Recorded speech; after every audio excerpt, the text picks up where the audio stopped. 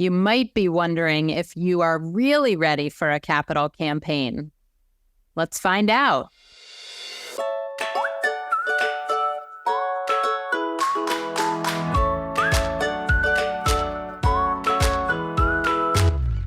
Welcome to All About Capital Campaigns, a podcast that provides fuel for your nonprofit's growth.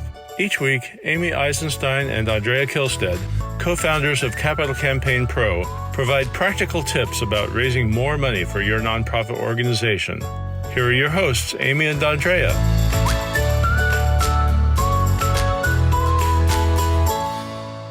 Hi, I'm Amy Eisenstein. I'm here with my colleague and co-founder, Andrea Kihlstedt, and we are going to talk about how to determine whether you're ready for a capital campaign. And it's a question that so many leaders ask themselves. Nonprofit board members wonder. They don't know if their organizations are ready.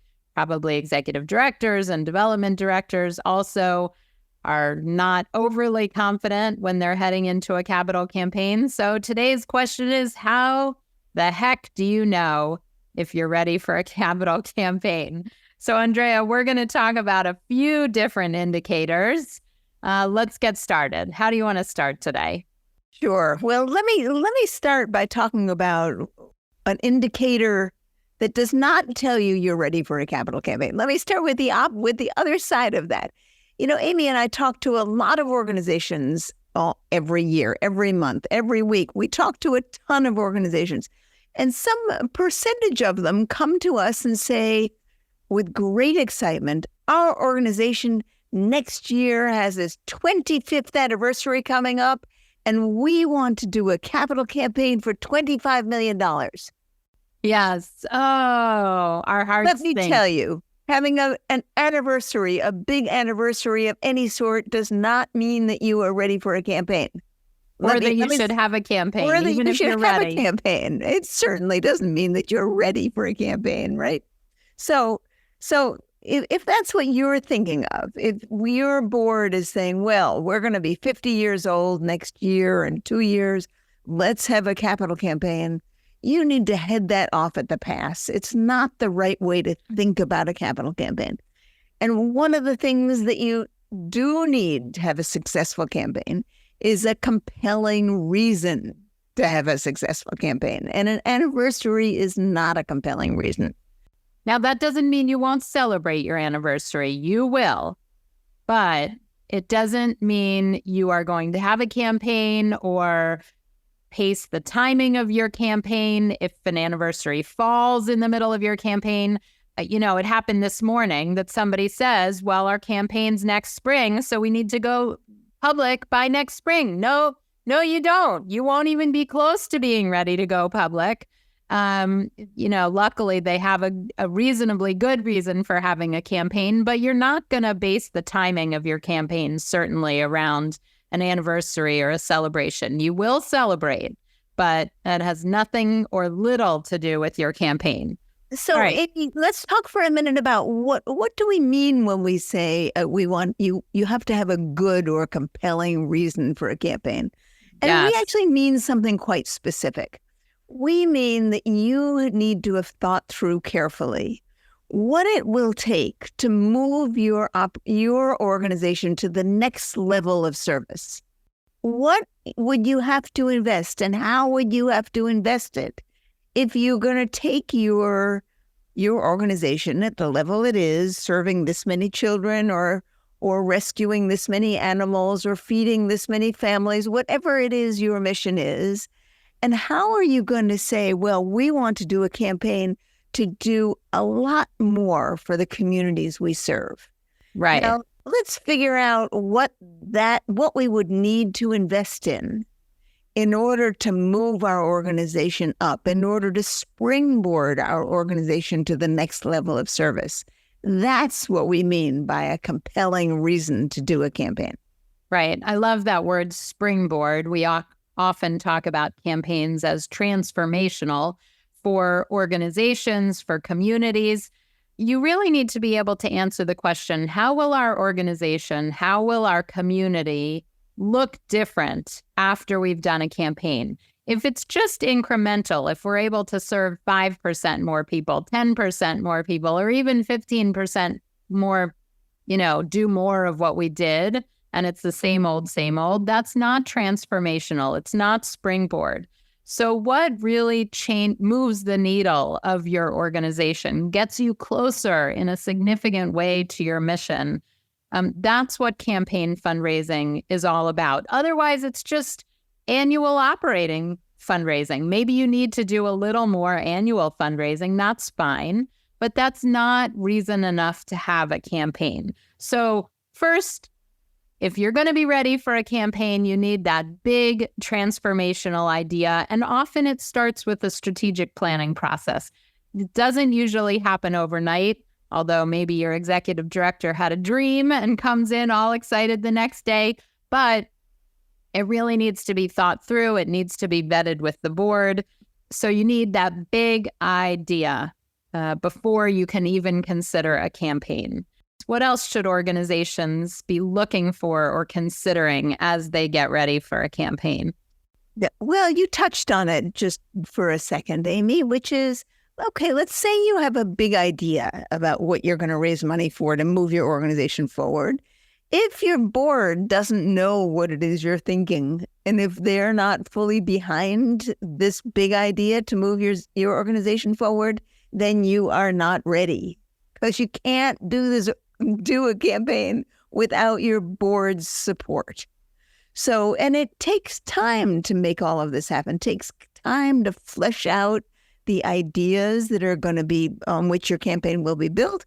And it takes time to bring your board members along so that they are as excited about a capital campaign as your executive director, for example. Or if one of your board members has been, or two have been excited, you need to take the time to bring all of your board members along so that the board it really has some idea what this is going to take, and is really ready to put their muscle behind that effort. I think that's so important. So that, it might be a 3-month process, a 6-month process, a year-long process. This does not happen overnight. This is many conversations, it's brainstorming sessions, it's strategic planning, it's thinking through, it might be looking at property, it might be talking to an architect or a planner. So there's lots of pieces and components, and you really do want your board brought along every step of the way so that when you're really ready, the board is excited, as you said, Andrea, as excited as the executive director is. Great. All right, so you've got your big idea, your board's on board, literally and figuratively, like they probably voted to approve a strategic plan or moving ahead with the idea of a campaign. And now, what's another really important factor? Well, you need a history of effective fundraising. Very difficult to start a campaign, make a campaign happen if you and your organization have no history of fundraising. If maybe you're a brand new organization, you've never raised money before. Maybe your organization has been fully government supported until now and you've never had any private philanthropy. Maybe your organization really doesn't know how to ask for money. Maybe you don't have an annual fund, right? Very difficult to do a campaign if you have no history and no system for major gifts fundraising. So that's the third of these things. Now, there are many other things we can point to, but these three, if you can't look at all these three things, a compelling idea or case for support, a fully committed board, and a history of major gifts fundraising or private philanthropy, and say, yes, we have all of those things, then we know, Amy and I know for sure that your organization is not yet ready for a campaign. Now, let's dive into this idea that you need a development infrastructure and some donors and donor history. A couple things I want to say about that. First and foremost, let me take sort of a commercial break. If you're really interested in determining if your organization is ready for a capital campaign, we do a readiness assessment with one of our campaign experts, or we can do that for you and with you. So visit the Capital Campaign Pro website and go to our services tab, and there's a readiness assessment there that you can sign up for and work with us for a couple of weeks to really test much more deeply than what we've been talking about today, your readiness, and really help you get ready. We'll make recommendations as to the areas that need improvement before you head into a campaign. But let's dive into this idea about development. So you do want a history of donors to be able to go to for your campaign. But that, of course, you sort of mentioned the word major gift, which I think makes everybody jittery.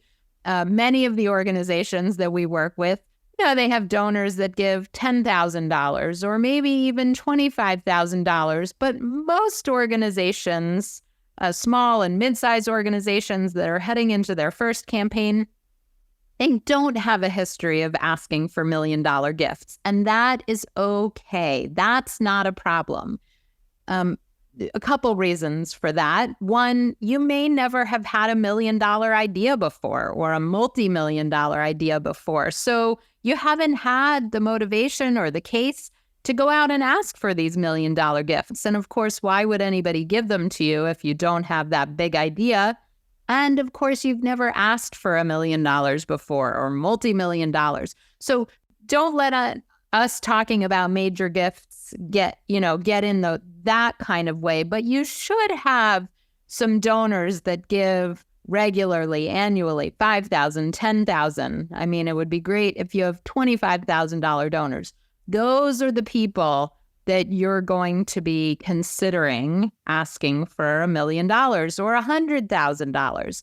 But you do need some regular, bigger givers, because one of the questions we're going to ask you is, if you're trying to raise $5 million, $10 million, $50 million, do you have a list of, 20 donors that you could imagine may make a 6 or even a 7-figure gift? And if you can't even imagine who's on that list, it is going to be very hard, if not impossible, for you to make your goal. You have to have some sense of where some of those bigger gifts, 6 and 7-figure gifts, are coming from.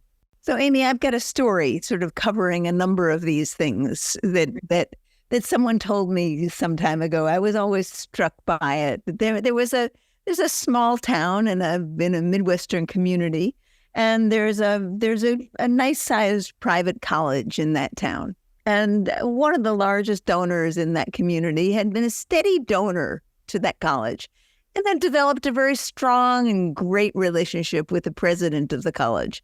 And this donor gave to one campaign after another, right? A big gift, 7-figure gifts, 6-figure gifts, 7-figure gifts. I mean, there was every expectation that this donor was going to be the largest donor to their next campaign, which was coming down the road. And the president had started talking to this donor about, there's going to be another campaign, and they'd just been having general conversations. Well, in the same town, there's a small arts organization. They'd never done a capital campaign before, right? And they had a sort of a passing relationship with this donor, and they knew that the donor had some interest in the arts that they did, but they'd certainly never been a major donor to them. I mean, they really didn't have anyone who had ever given them $1 million before. Right. They had never asked for even $100,000. They probably never even asked for $25,000 before. Yeah, right? So this small organization, they had a couple of meetings with this donor, just telling them what it was they were thinking about doing and getting this guy's opinion. Well, fast forward, and the president of the college, who's getting ready for his campaign, gets the local morning newspaper, opens it up. Lo and behold, the headline of the paper says that wealthy donor, has pledged $1 million to this small arts organization. Right? Well, the president of the college just about dropped his teeth. Right? He was getting ready to ask, and his donor had just given a very big gift to this other little organization that, was totally astonishing. So, like a good president, he calls up the donor, right? Because they were friends. He said, Joe, would you sit and have coffee with me? I see that you've given a big gift to this. I really want to understand it. So they go out for coffee. President says to the guy, I got to say, I was surprised to see that you had given such a big gift. And, I'm getting ready to ask you for a big gift. And, how come you did that? And the president says, well, I have to tell you, they just had $1 million idea. And you had presented me with $1 million idea. Yes. Well, it's so interesting. I mean, a lot of times big donors do feel like they're a little fish in a big pond.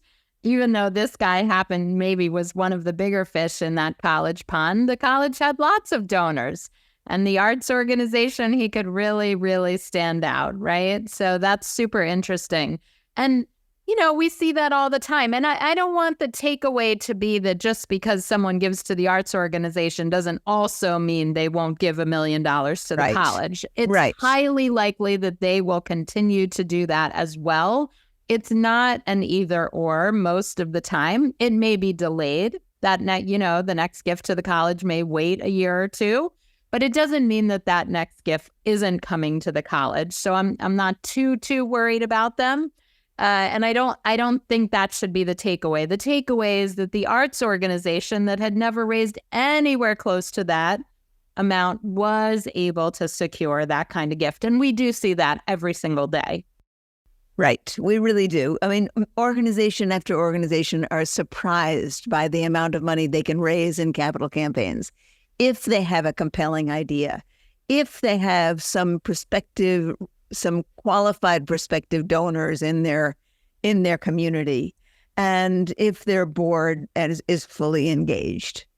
I mean, it really is remarkable. Again and again, we work with organizations that raise, let's say, $500,000 a year, and lo and behold, they raise $10 or $15 million through a capital campaign. That's right. Stunning. Yeah. It's stunning. Yeah, it is stunning, and we see it regularly. I mean, that's what our clients do, which is so fun and inspirational and just motivational. It just feels so great when it happens. So in terms of one other thing I want to point out in terms of being ready, you talked about organized development office, development systems and infrastructure. Ideally you have a development director and are thinking about an additional development staff member. The devil's in the details with campaigns. There are a lot of details. There's a lot of work that goes into campaigns in terms of being organized, data entry, meeting scheduling, event planning, all sorts of research, all sorts of things. And so really thinking about, are we prepared to hire staff? Do we have development staff? Can we delegate things? Can we move things around? I mean, such a key component to be ready is to not assume that your existing staff can not only double your fundraising, triple, quadruple, 10 times your fundraising, which is really what your goal is. So in addition to thinking about hiring expertise, which is what one of the many things we bring to the table is the expertise, the strategy, the plans. We also need to work with people at the organization that are going to help with implementation. Such a key component of success. Amy, there's one other thing I'd like to discuss before we end this readiness topic, and that is that when you start thinking about a capital campaign and you realize that you're not ready, the process of getting ready is often so powerful and such an effective way to build just the kinds of relationships you need to have a successful campaign.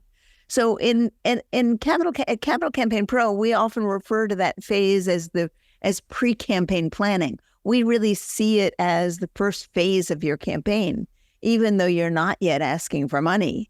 This whole process of shaping your case for support, of developing the ideas clearly, of bringing your board along, of looking at and making sure that your development systems are effective and that you have the donors, at least some of the donors you're going to need.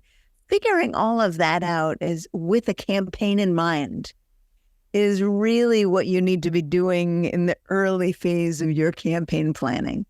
And if you do it well, that really helps you succeed. I am so glad you brought that up, because the truth is we work with clients 6 to 12 months sometimes before they're whatever it means to be ready for a campaign, before they do a feasibility study. I mean, sometimes we're working with people on getting ready for a campaign, pre-campaign planning, we call it, for, like I said, 3, 6, or sometimes 12 months as they get ready for a campaign. So don't panic if you're not ready yet. You will be. You may need some strategic planning and expertise and campaign strategy to get you moving in the right direction. And if you are thinking about it, of course, we do hope you'll talk to us and consider working with us. So visit capitalcampaignpro.com and sign up for a strategy session. It's free, no obligation, and you'll be talking to me or one of our colleagues, and we'll talk to you about getting ready for a campaign. So, Andrea, great topic today. Thank you so much for all of your wisdom and expertise. We'll see you next time.